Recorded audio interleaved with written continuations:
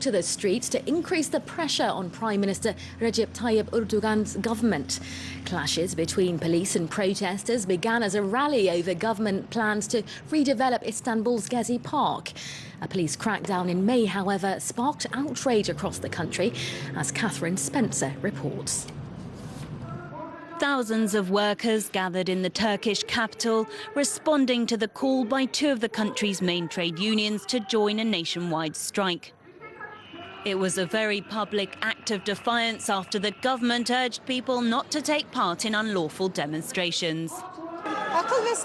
We thought that common sense was on vacation.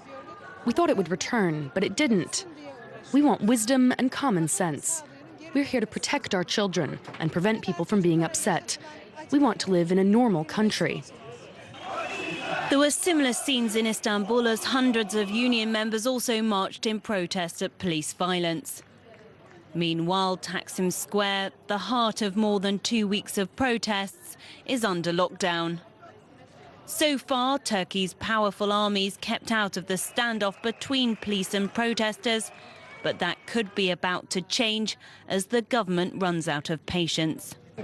I have deployed both the security forces and military police under my command.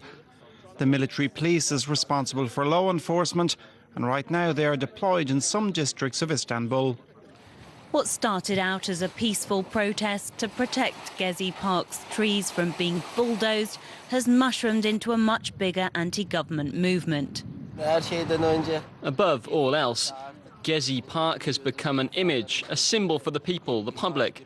It represents freedom, it represents resistance. So shutting this place down doesn't mean anything. The people are resisting. The people have said enough. A clean-up operation's already underway in Istanbul to try and remove the traces of the past few weeks of unrest. But the government's heavy-handed response to demonstrations seems to have only fanned the flames of discontent.